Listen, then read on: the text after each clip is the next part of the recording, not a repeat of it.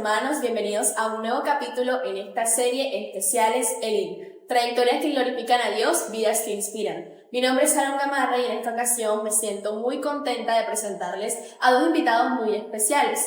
Ellos son personas que han contribuido y han apoyado mucho para el crecimiento de nuestra iglesia Elim Oasis de Bendición. Con ustedes, nuestro hermano predicador Wilmer Figueroa y su esposa Diana González. Dios les bendiga. ¿Cómo se encuentran de estar aquí en esta tarde? Bueno, muy bien, gracias a Dios. Contentos y alegres de poder participar de esta gran bendición. Dios les bendiga a mis hermanos que nos escuchan ahí a través de la transmisión. Contentos y gozosos de compartir con ustedes en este momento. Bienvenida. Gloria a Dios, estamos felices de escuchar eso. Les tenemos aquí en esta tarde para hacerles una serie de preguntas y que nos brinden algunas respuestas sobre su experiencia y su caminar en el Señor. Entonces, ¿están preparados para la primera pregunta? Amén. Bueno, quisiera que nos comentaran quién es Wilmer Figueroa y quién es Diana González, que nos den un poco, algunos datos de ustedes, un poco de su información personal, para que también los que nos están viendo puedan conocerlos un poco mejor. Amén. Bueno, mi nombre es Wilmer Figueroa, como ya lo han escuchado reiteradamente.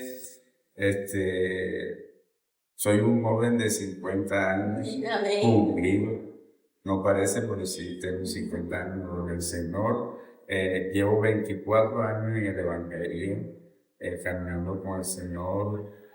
Me siento gozoso de haber conocido a nuestro Señor Jesucristo hace 24 años. Tengo 20 años de casado con mi esposa.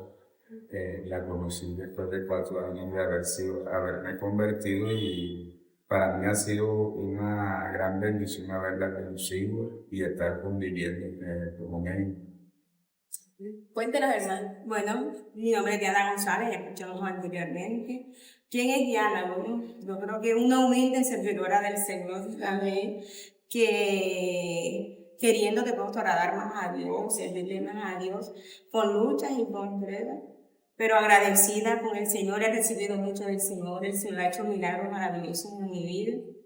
Vengo de un pueblo de Bolívar, del Carmen de Bolívar, y vine a tener acá Barranquilla, me casé, y acá me quedé en Barranquilla viviendo, y aquí ya tenemos de estar acá en el INE como unos 7 años de estar acá conmigo, y ha sido de gran bendición en nuestra vida. Amén, nos alegra escuchar eso. Bueno, quisiera empezar preguntándoles a cada uno que nos respondan cuál es su testimonio, cómo conocieron a Cristo, de pronto quién eran ustedes antes de conocer a Cristo y cómo Él transformó su vida. Amén. Bueno, yo conocí al Señor en un momento donde me sentía bastante solo. Vivía una vida como acomplejado, me sentía como inferior, como poca persona delante de los demás. Y en un momento donde pensaba que lo tenía todo, tenía trabajo, tenía una familia que me apoyaba, tenía amigos y de repente en ese momento tenía hasta una novia con la cual me iba a casar. Y yo sentía que lo tenía todo, pero algo que me hacía en mi interior decirme que me hacía sentir vacío, me decía que me faltaba algo, y eso fue lo que Dios aprovechó para atraerme de tal manera que hasta el día de hoy yo nunca me he apartado de Él, gracias al Señor. Eso fue algo muy hermoso para mí porque en esos momentos donde yo conozco al Señor, yo pensé que yo no valía nada, que era poca cosa delante de las personas, y a raíz de yo conocer a Cristo, Dios me empezó a darme valor y fui creciendo. Tenía muchos temores, muchos complejos, no me atrevía a estar en público ni a hablar con las personas, era poco comunicativo y tampoco tenía la capacidad de poderme desempeñar en una empresa, en un empleo. Y gracias a Dios obtuve un empleo en el cual con el tiempo me dejaron como administrador de esa empresa. Duré 12 años, duré 12 años trabajando en esa empresa, y gracias a Dios, Dios me bendijo en esa empresa y me empezó a dar valor y a darme a entender que sí podía hacer las cosas. gracias a Dios, el complejo se fue yendo, los deseos en mi corazón de creer en pocas cosas y con pocas capacidades se fueron. Y poco a poco he aprendido al Señor. Todavía aún me da temor predicar delante de las personas porque es algo normal, pero Dios me ayuda ahí siempre, gracias a Dios. Y usted, hermana, cuéntenos. Bueno, mi hermana, yo conocí al Señor de pronto desde muy niña, pero no sé, como afirmada en el Señor. Yo cuando tenía como la edad de 12 años, a mí me detectaron una enfermedad. El diablo quería acabar con mi vida, yo no sé todo eso. Pero mi familia llegó a los pies del Señor, conocieron al Señor, yo conocí al Señor, pero de pronto tuve una vida no muy afirmada en el Señor. Hasta como en el año 2000, que fue cuando realmente conocí al Señor, llegué a una iglesia en Carmen. Nací en la iglesia Concilio Boston, llegó en Carmen, llegaron unos misioneros, conocimos al Señor, me afirmé con el Señor, me bauticé en un campamento, allá fue donde conocí también a mi esposo en ese campamento de Sevilla. Y bueno, para la gloria de Dios, el Señor ha hecho grandes cosas en mi vida, y mi vida con el Señor han sido luchas, momentos. De pronto en aquel año, cuando me convertí, el temor, aún yo estaba en el colegio, estábamos estudiando, fue un trance muy duro, pero el Señor trató con mi corazón, y llegué a los pies del Señor, y así me bauticé como en el 2000, 2001, por allá. Y para la gloria del Señor, todo este tiempo ahí he estado con las luchas, pero en el Señor sí, estos 24 años también de estar en el Señor. Amén, así es. Y cuéntenos, ¿qué personas o mentores han sido clave en su formación ministerial? Bueno, gloria a Dios. De mi parte, cuando comenzamos, o cuando comencé el Evangelio, a través de una pastora, que fue la que me dio, como decir, los primeros pasos para seguir al Evangelio, de la pastora Ofelia Medina. Ella fue la que de pronto se acercó a mí y nos comenzó a instruir en el camino del Señor. Le debo a ella parte de mi crecimiento espiritual, también el padre espiritual que tuve, que fue el que me habló en esos momentos, fue el hermano Braulio Navarro, que fue mi padre espiritual, gracias a él. Y así después fui surgiendo, de ahí pasé para la central de Boston, donde hice el Instituto Bíblico, y fui creciendo espiritualmente. Y después nos trasladamos para la iglesia de Carrizal. Allá estuvimos más o menos unos 7 años. Y terminamos aquí donde estamos en el IN, hasta el momento muy contento con el concilio del IN, con lo que es el gracias al Señor. Cuéntenos, hermana, ¿tiene de pronto esas personas especiales que han sido? Bueno, una persona que ha sido de pronto fue quien llevó a mi familia que conociera al Señor a los caminos, fue mi tía Leticia. De todos algunos la conocen, Leticia, mi tía Leti. Ella fue la primera persona que conoció al Señor y siempre estaba allí, siempre nos decía, mira, que ya los tiempos de Dios. Y gracias a ella, que fue la que siempre nos instruyó, empezamos de pronto como que a ver, ella se congregaba en Boston aquel entonces cuando inició Boston. Ella siempre nos predicaba en el carro, llevaba la palabra, yo vivía en carro. Hasta que en aquel año, como en el 99, mandaron unos misioneros de la iglesia Soledad a evangelizar, nos visitaban, nos instruyeron. Eran personas que, nos animaban. Y ahí de pronto nos afirmamos con el Señor. Mi familia, mi papá, mi mamá, todos llegaron a los pies del Señor. Se convirtieron, se bautizaron. Y bueno, sí. Y ahora acá, hermanos, los pastores, la pastora Mari y el pastor Efewi, muy fundamental. De pronto cuando yo llegué, yo venía a una iglesia, no sé, como que más desanimada, más, pero llegué acá y el amor de Dios, el amor de los hermanos cambió, y muy importante es de nuestra vida. Le agradezco mucho a nuestros pastores. Sí. Y quisiera preguntarle a nuestro hermano Wilmer, usted es predicador, usted predica acá en la iglesia, ¿cómo comenzó su llamado? ¿Cómo de pronto, si hubo un momento en específico donde el Señor le reveló a usted que usted iba a ser predicador, o que de pronto usted tenía ya ese plan desde pequeño, no, que yo quiero ser predicador, o en realidad nunca lo pensó, sino que fue algo que el Señor le dijo, no vas a ser predicador, y cambió sus planes totalmente? Amén, amén. Bueno, mire, es algo que me sucedió a mí, especialmente iniciando el Evangelio, como que uno mira ministerios en los cuales uno se puede identificar, y yo miraba en esa época el evangelista. Yo decía, los evangelistas que no predican efusivamente y todo eso. En aquellos tiempos la pastora me ponían a coordinar, y yo lo que hacía era como remedar, digo yo, la forma como predicaban los evangelistas, y de esa forma yo consideraba que yo era evangelista. Todavía no había preguntado al Señor qué era yo.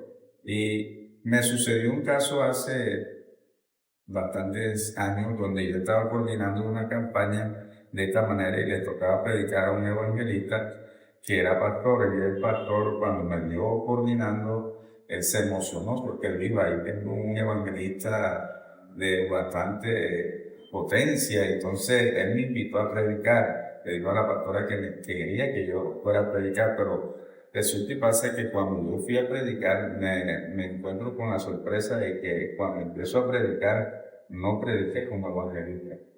Sentí y quería hacerlo, pero no podía. Prediqué como enseñando. Y de repente cuando terminé, tuve sentimientos encontrados, me sentí defraudado no, como decepcionado de mí mismo, porque pensé, yo no sirvo para esto.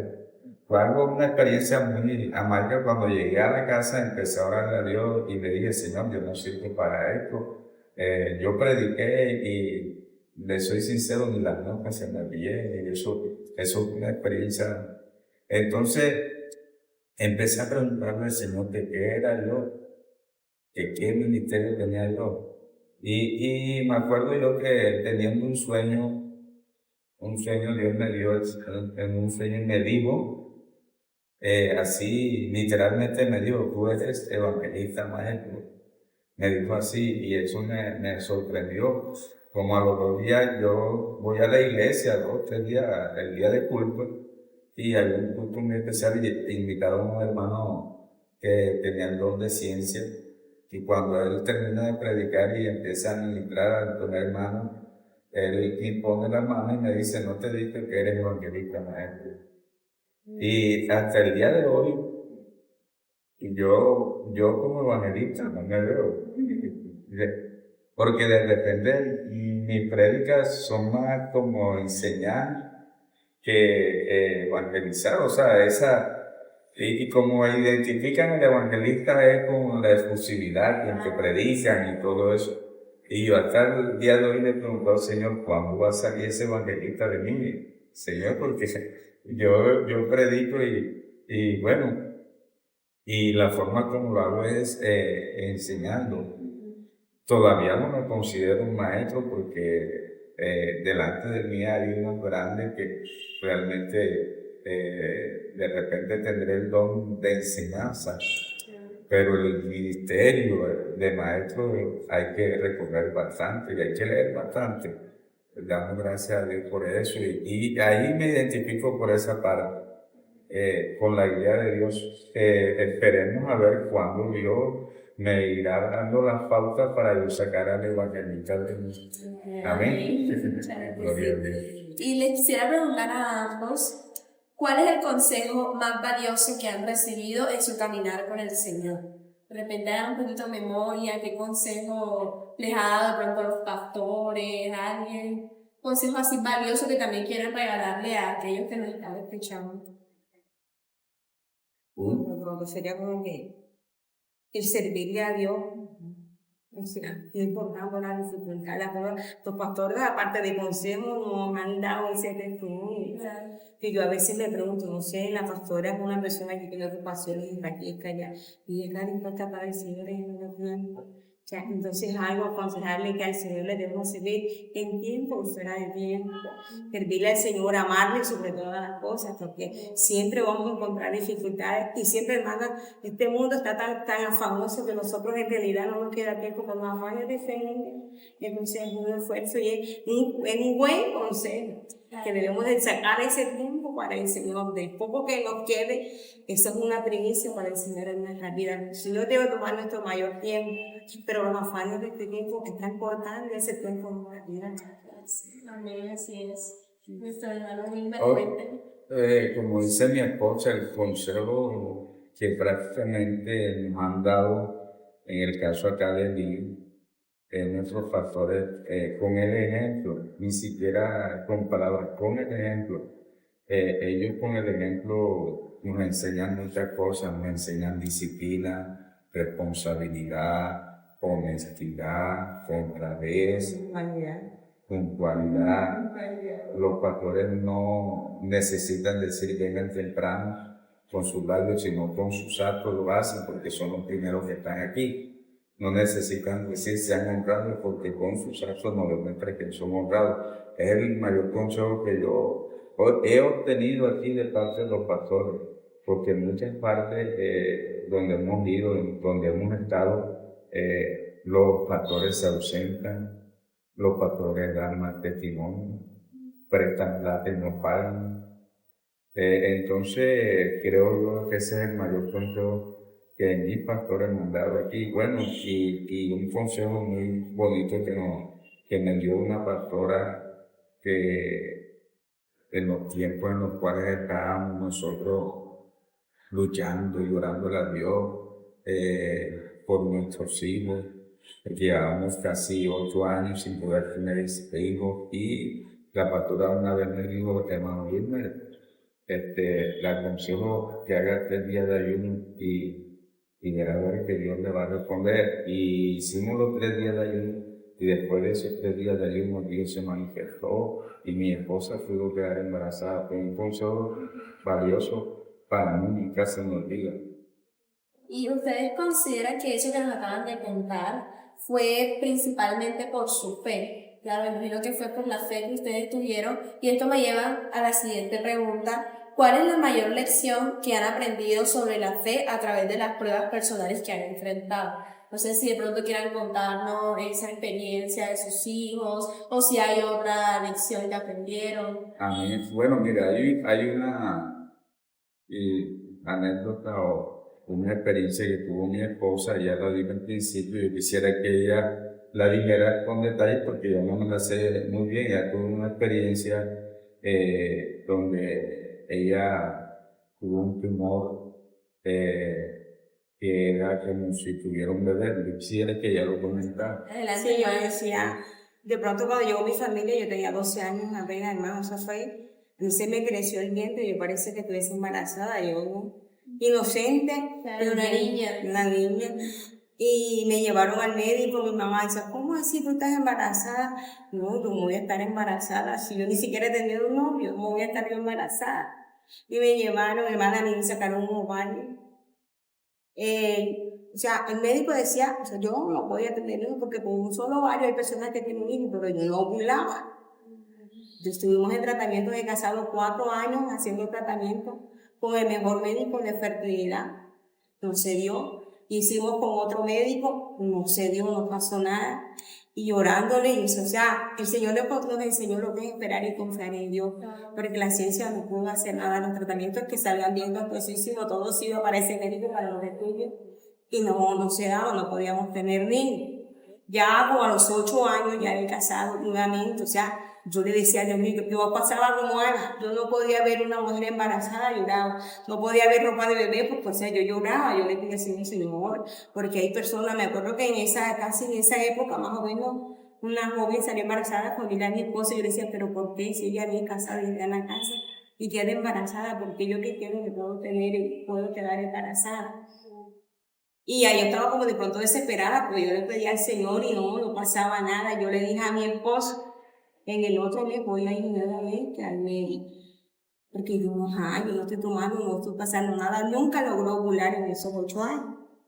Un diciembre yo me voy de viaje, me tienen que hacer exámenes de rutina en enero. Mi hija, o sea, en una versión, Dios la sostuvo ahí bien. Yo allá cuando viajé al pueblo, hermana, yo que no hice, yo monté caballo, monté burro, monté moto, anduve de todo, hasta el bus donde iba tuvo un accidente, gracias a Dios no me pasó nada, pero todos brincamos y caímos en el asilo. Y cuando llego aquí, Tuvo 3 meses de embarazo y no sabía. Entonces, eso fue una experiencia maravillosa. Cuando yo llego, yo me acuerdo que yo fui para la cita médica con unos tremendos de tacones puestos. Y cuando me dijeron que estoy embarazada, yo no me atreví ni a caminar. Ya me quería ir sin zapatos, sin nada. Y yo hacía en la casa, movía, hacía. Cuando llego a la casa y le muestro la ecografía a mi esposo, entonces se volvió loco, empezó a llorar, a gritar, a darle gracias a Dios, mejor dicho, eso fue tremendo. Y ya después no me dejaba ni mover un vuelo, ya 3 meses y ya había pasado. Pero eso fue una experiencia maravillosa, hermana. El Señor fue quien lo hizo, porque después de 8 años, cuando ya el médico me decía, no puedo, no lo voy a volar, no voy a tener. Y tuvimos la niña y ya no podía tener más. Yo ni me cuidé ni nada porque ya un solo hombre lo logró y ya me quedaba. A la vuelta de 3 años y medio, nuevamente me entero que tengo 3 meses de embarazada del niño. El Señor nos regaló la segunda bendición cuando ya era imposible. Entonces los 2 hijos son un gran testimonio, una bendición de Dios, una experiencia de fe, hermano, porque fue por fe la oración. El Señor nos regaló la Miren que después de que no podían tener hijos, el Señor les regaló 2 niños. Una parejita, hermano. Eso es Qué hermoso. Bueno, ahí hay algo que resaltar. De repente, yo no me había enterado de esto. Ahora, hace poco estuvimos en el Carmen con los pastores y otros hermanos que hemos estado compartiendo con los papás de ella. Yo no me enteré. No sabía ciencia cierta cómo había sido la situación, pero una noche estábamos allá en la finca de Fredonia, allá en el corregimiento de Fredonia, en el Carmen de Bolívar. Estábamos ahí conversando, hablando con los papás de Diana, y el papá de Diana me comentaba una situación que había sucedido a raíz del problema de Diana, de cuando le encontraron ese tumor. Y era lo siguiente, de que el tumor al parecer era maligno. Y él empieza a buscar de Dios, el papá de Diana, y él no era cristiano. Y él me dice que hizo ayuno para que Dios le ayudara. Entonces, el tumor lo mandaron a patología. Salió maligno. Y un segundo resultado, salió estaba benigno. Y eso fue algo que él me contaba de que él se metió y le pidió al Señor, le dijo: Señor, si tú ayudas a mi hija, si tú ese tumor lo tienes benigno, yo te prometo que te voy a servir. Y algo tremendo fue que él nos comenta de que después, al arrancar ese tumor, los ovarios de un lado el tumor se llevó. El ovario y parte del segundo, o sea, entonces ni siquiera los ovarios son tremendos. Entonces, los doctores le dicen al papá de Diana que va a haber una segunda intervención quirúrgica o una operación, y si esa se la realizan, Diana iba a quedar sin los ovarios, sin matriz, y no iba a poder tener. Y entonces una segunda experiencia del papá de Diana dice que él se metió otra vez en ayuno y le pidió al Señor que no permitiera que le hicieran esa operación. Entonces, mientras Diana está viviendo esa vida, esa experiencia, el papá está orando, está ayunando, y dice el papá de que, gloria al Señor, que no la operaron. Dios nos permitió que, porque con ese tipo de ovario, ella podía tener hijos. Ahora que se lo quitaran y le quitaran la matriz, ya era imposible. Pero mientras él estaba viviendo esta experiencia, yo acá en mi casa o acá en la iglesia, yo le estaba pidiendo al Señor que me diera una esposa. Y yo le pedí al Señor que me diera una esposa que no fuera de la ciudad, no porque tenga algo en contra de la gente, sino específicamente de ese Señor. Y yo conocí más o menos el testimonio de Diana. Y una noche yo tuve un sueño donde Dios me la muestra a ella y me dice: ella va a ser tu esposa. Al principio la conocí, yo la veía normal, ella no me hacía ni ni nada. Yo decía que se hacía la difícil. Yo pensaba que era que el Señor se había equivocado, porque nunca se equivocó. Y le decía: Dios, no. Si tú estás seguro, yo voy confiado en ti, no me hayas hecho pasar la noche, le decía a Dios. Y fue algo muy hermoso. Al final ella dejó de resistir y aceptó ya.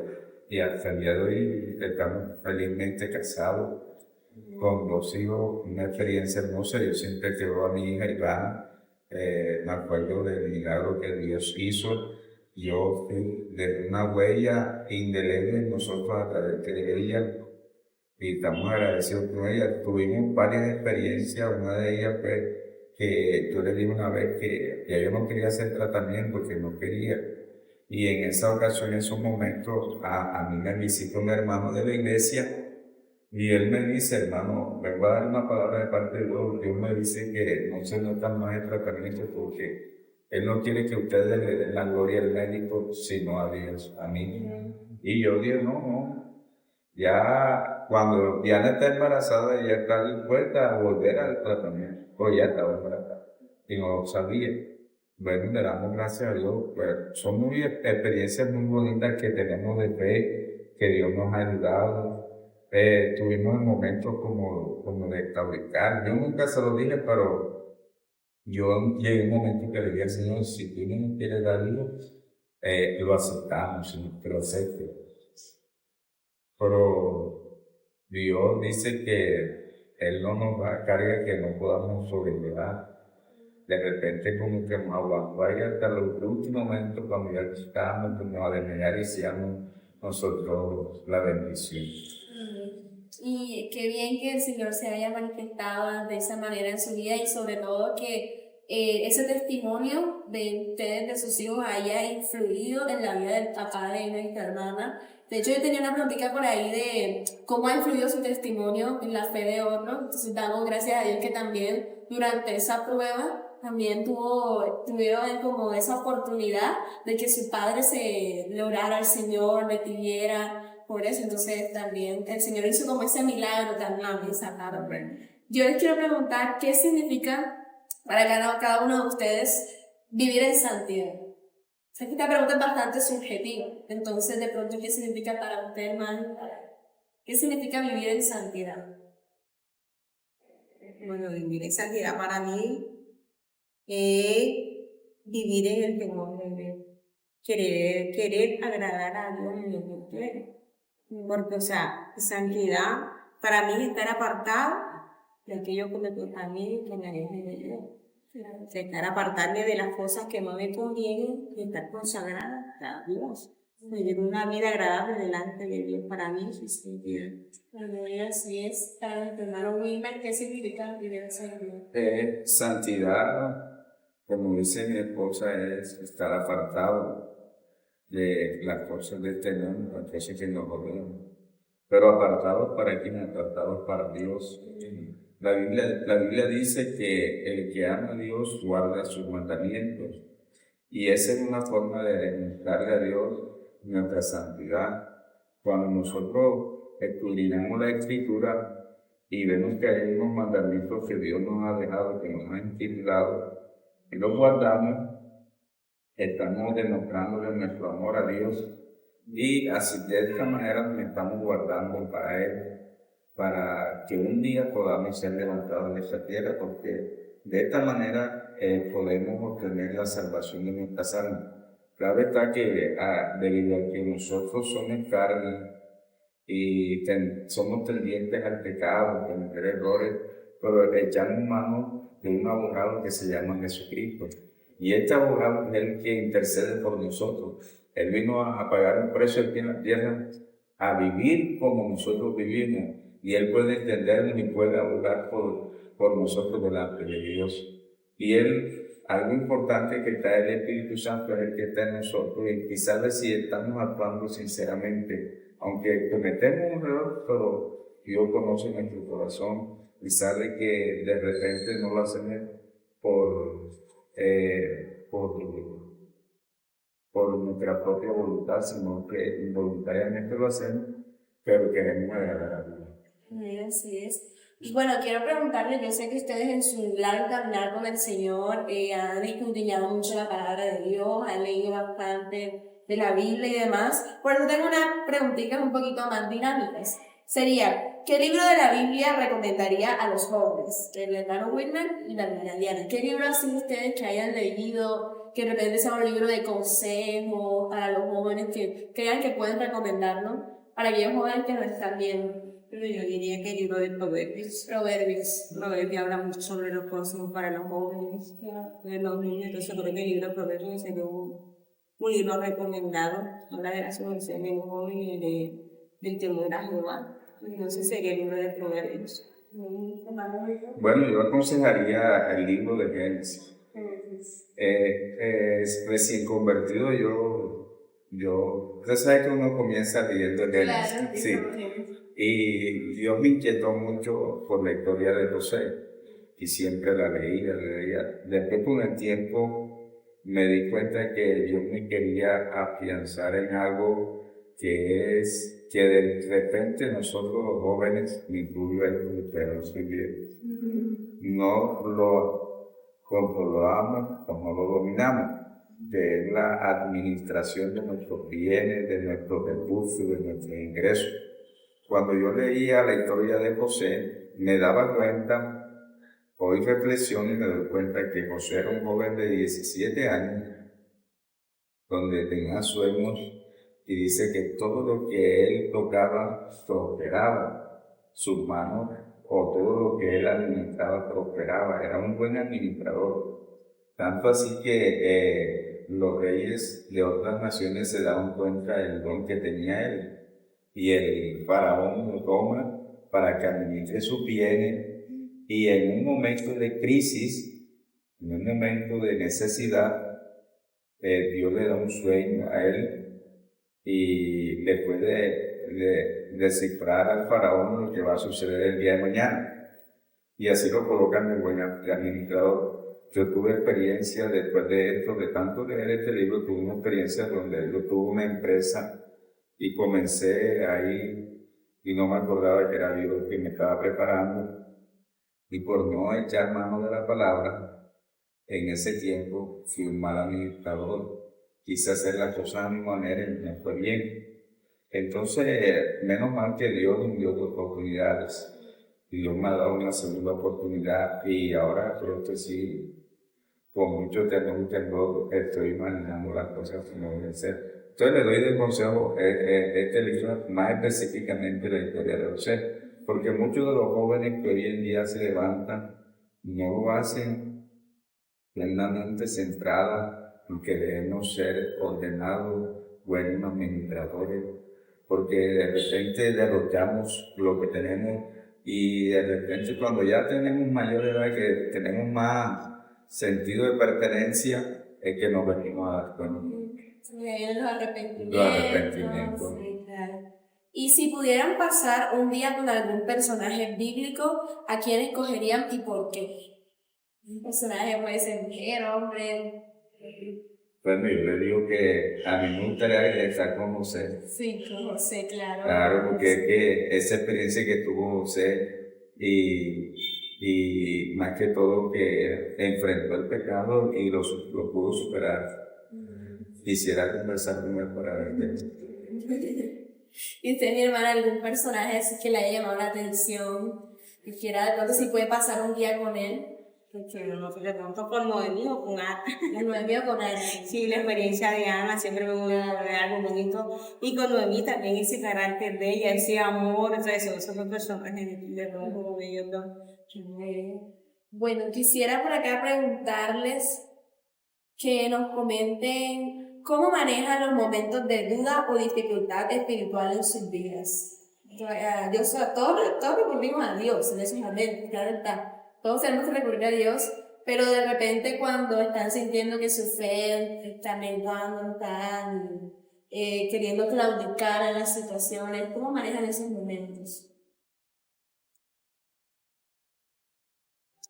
Bueno, aquí hay dos caracteres diferentes, uno pasivo y uno compulsivo. Entonces, de repente, Diana, mi esposa, ella es más, como que se acelera un poquito, y yo más resuelta, más decidida. Y yo espero, soy más paciente. Carmaito, así nos han salido nuestros hijos. Mi hija es como ella y mi hijo es Carmaito como él. Entonces, así tomamos la situación y yo trato de como, cálmate, nos vamos a poder, no nos vamos a acelerar ni a correr, tranquila, vamos a pensar bien las cosas y esperar en Dios. Ahora, muchas veces Dios no nos contesta porque yo he aprendido algo muy importante de que Dios nos hizo a imagen y semejanza de Él. ¿Ya? Y lo que nosotros tenemos de Él, que es la sabiduría, la inteligencia. A veces Dios no quiera decir algo en sus labios, sino que nosotros podamos reflexionar y solucionar la situación. Claro, sí. Bueno, para ir finalizando, una última pregunta. Quisiera, bueno, ustedes son padres y eso es importante también el hermano acá que tiene que prepararse para predicar. Entonces, ¿cómo equilibran su vida familiar con su vida personal y ministerial? ¿Cómo hacen para tener ese equilibrio? Que Dios es un Dios de orden y de equilibrio, no sé cómo hacen para... Amén. Bueno, al transcurrir de nuestro matrimonio se han ido emparejando las cosas. De repente ella ha cumplido un rol, una función que yo aprovecho en esta ocasión que estamos aquí al aire para darle gracias a ella. Porque han habido momentos que yo no se lo he dicho a ella, pero me he sentado a pensar, si me faltara mi esposa, ¿cómo voy a hacer yo?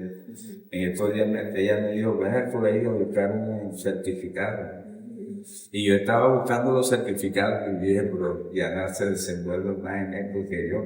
Entonces, en el transcurrir de nuestro matrimonio, cada uno de nosotros hemos tomado nuestras labores.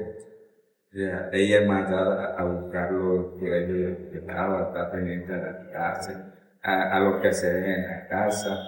Y cada quien va poniendo su granito de arena y sacamos el espacio, pues, para que Dios nos pueda hablar, podamos estudiar la escritura y traer el mensaje. Claro está que toda esa experiencia que vivimos en el hogar, no sé si usted se ha dado cuenta que prácticamente cuando yo predico, saco a colación una experiencia porque esas nos dan enseñanza en el Evangelio, ¿no? Claro, y así los dos juntos se complementan, por eso son, digamos, ese es uno de los secretos del matrimonio, que de esa manera se complementan. Bueno, mis hermanos, les agradezco mucho por haber estado aquí, haber sacado ese tiempo. También les doy las gracias a todos los que estuvieron aquí presentes viendo ese video. Que Dios me los bendiga. Ya saben, estos especiales salen todos los domingos a las 3 de la tarde, no se los pierdan. Por aquí YouTube, nuestro canal. Dios les bendiga, nos vemos. Si quieren despedirse. Amén. Dios me les bendiga, mis hermanos. Y le bendiga, hermano.